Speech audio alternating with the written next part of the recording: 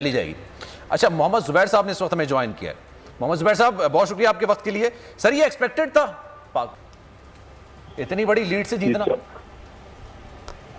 मैं असल में आपका काफी देर से सुन रहा था अमीर अब्बास साहब का असेसमेंट वगैरह, और काफी पॉइंट्स उन्होंने सही किए। दस्का के इलेक्शन रिजल्ट तो मेरा ख्याल है थोड़ा सा हुकूमत को एक और चीज सोचनी पड़ेगी कि वो जो पहली दफा इलेक्शन हुए थे जिसमें मेरा ख्याल है 5-6 हजार की लीड थी, वो होने देते और वो प्रिसाइडिंग ऑफिसर्स को ना उठा के लेके जाते, वो एक अलग उसकी वजह से, और अब इलेक्शन हारने के बाद तो और ज्यादा होगी।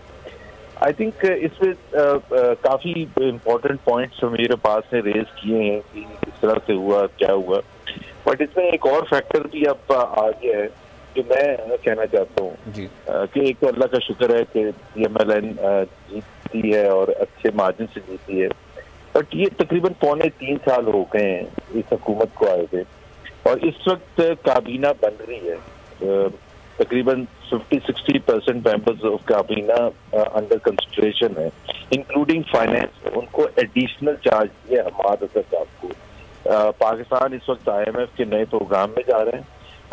बजट तकरीबन 1-1.5 महीने बाद है, और उस 1-1.5 महीने में से 1 महीना रमजान का है, और और पॉलिटिकली अगर आप जहांगीर तेल को इसमें सारे सिनेरियो में इन करें तो मेरे नहीं ख्याल है कि हुकूमत के लिए इस वक्त 3.25 साल के बाद कोई अच्छा कोई वो होगा परसेप्शन अपने बारे में, क्योंकि पाकिस्तान में लास्ट ईयर जो होता है ना वो सिर्फ इलेक्शन ईयर होता है, वो लेम डक होते हैं हुकूमत। वो उस वक्त अगर आप कहें कि जी रिफॉर्म्स करना शुरू कर देंगे या रिफॉर्म प्रोसेस अंडर वे होगा और बड़े बड़े कोई प्रोजेक्ट्स का इफ्तिताह करेंगे या इनिशिएट करेंगे, वो last year will not be a lame duck होंगे।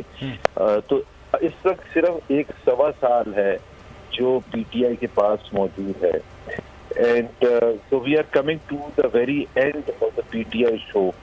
और इसमें इस वक्त अगर वो ये कहेंगे कि जो 3 सबसे बुनियादी चीजें होती हैं, आप सर्वे अभी एक आया भी था और दोबारा भी, और ये कॉमन सेंस की बात है कि हर पाकिस्तानी के लिए, खासतौर पर मासेस के लिए, गरीब लोगों के लिए, लोअर मिडिल क्लास के लिए 3 बेसिक चीजें होती हैं। एक महंगाई, बेरोजगारी और गुर्बत। तीनों काउंट के लिए फार वर्स, और उसमें 2 चीजें होती है इस तरीका कार डिटर्मिन करने के लिए। जो मर्जी आप कहें, 3 साल के बाद आपके पास कोई बहाना नहीं होता कि जी महंगाई इस वजह से और उस वजह से, कि वो माफिया को आप जो मर्जी कह लें या आप पिछली हुकूमत को जो मर्जी कह लें। अब अगर स्टैटिस्टिक्स हुकूमत पाकिस्तान ही के रिलीज किए हुए देखिए, चाहे वो महंगाई हो पूरे खित्ते में डबल से ज्यादा है, मतलब कोई रीजन नहीं। बेरोजगारी है तकरीबन 6% से कम थी पाकिस्तान में according to government of Pakistan, और मैं इस हुकूमत की बात कर रहा हूँ, इस वक्त 9% पर टच कर रही है। गुर्बत है, गुर्बत की लकीर से आप तकरीबन 1.5 करोड़ लोग। बट सर, ये जो आप सारी चीजें बता रहे हैं, आप सिर्फ मैं सिर्फ एक कंप्लीट कर दूं। चलिए आप कंप्लीट करें। बेसिक सवाल है कि जिस तरह IMF का भी आउटलुक आया है, तो बांग्लादेश तकरीबन 11, उनके मुताबिक नेपाल 2.7% ग्रो करेगा, इंडिया तकरीबन 11% ग्रो करेगा, और पाकिस्तान 1.5% ग्रो करेगा। सवाल पैदा ये होता है कि क्या ये सिर्फ माफियाज और ये हैं या हमारी अपनी परफॉर्मेंस खराब है? कभी उस पर भी गौर कर ले कि क्या हम डिलीवर करने में, क्या हमारे पास टीम है जो डिलीवर करने के काबिल थी, या आप अभी रद्द बदल करके और रद्द बदल करके क्या कर सकते हैं? Is it even worth going through the last year rather than, अगर वो समझते हैं कि उनकी जो परफॉर्मेंस है वो बुरे तरीके से नाकाम होती है बिकॉज ऑफ माफिया या ब्यूरोक्रेसी या पिछली हुकूमतों के वजह से, तो जुबैर साहब मैं यहाँ पे ऐड करना चाहती हूँ कि क्या आपको लगता है कि जो गवर्नमेंट है पाकिस्तान तहरीक इंसाफ की, उन सब का फोकस ये था कि महंगाई, बेरोजगारी या गुर्बत को कंट्रोल करना है, या आपके ख्याल में उनका फोकस कुछ और था कि या तो फिर ऑपोजिशन के खिलाफ जो केसेस बनाने हैं, नैब के केसेस बनाने हैं, जो लूटा हुआ पैसा है उसको वापस लाना है? हमारे ख्याल से मेन फोकस तो इस पे था।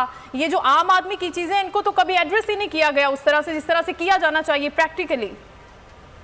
देखिए ना, काबीना जो होती है, एक हुकूमत जो होती है और सूबाई हुकूमतें मिला के उसमें सारी चीजें करने की होती है। इस वजह से आपकी इतनी भारी भरकम काबीना है। फॉरेन मिनिस्टर का अलग काम है, एग्रीकल्चर मिनिस्टर का अलग काम है, फाइनेंस मिनिस्टर का अलग है, प्लानिंग मिनिस्टर का अलग है। पर ये नहीं होता कि जी इस वक्त प्लानिंग मिनिस्टर जो है वो उस पर लगे हुए कि जी सारी तरजीहात उनकी कहीं और है। ये तो सबका मिलके काम होता है और तमाम यही तो चैलेंजेस होते हैं।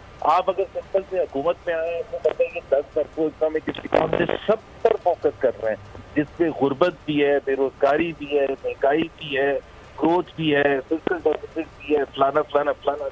लेकिन सर, गुर्बत का इशू तो पीडीएम ने भी नहीं उठाया था ना। पीडीएम ने भी सिर्फ वोट को इज्जत दो वाली बात या फिर वोट चोरी वाली बात उठाई थी। ये तो मीडिया का इशू, मीडिया ने इशू बनाया था कि महंगाई बहुत ज्यादा होती है। लेकिन मैं दूसरे सवाल की तरफ आना चाहता हूं, वो ये कि आप जब समझते हैं कि पाकिस्तान तहरीक इंसाफ की हुकूमत इतनी कमजोर है, अज्यूम कर लिया डस्का का इलेक्शन का रिजल्ट हमारे सामने, तो सर ये क्यों नहीं आपने एक्सेप्ट किया था कि पहले पंजाब में तब्दीली लाते हैं, फिर वफाक की तरफ चलते हैं, आप तहरीक अदम एतमाद आते, पंजाब हुकूमत का धड़न तख्ता करते, उसके बाद आप आगे जाते? आप क्यों 1 सवा साल दे रहे हैं, जैसा कि आप कह रहे हैं कि 1 सवा साल ही पीटीआई की हुकूमत के पास रह गया?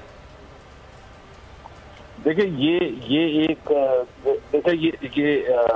मैं उसमें नहीं चाहता लड़ाई झगड़े में कि जी पीपल्स पार्टी ने क्या कहा और हमने क्या कहा। सियासी एक सोच होती है, जिस तरह आपकी अपनी एक पॉइंट ऑफ व्यू है, हमारा अपना पॉइंट ऑफ व्यू है, जिसमें आप ये कहते हैं कि जी अगर हम पंजाब की हुकूमत गिराते तो वो बिगिनिंग ऑफ द एंड होता है और उसकी वजह से वफाकी हुकूमत नहीं ठहर सकती। ये पॉइंट ऑफ व्यू है।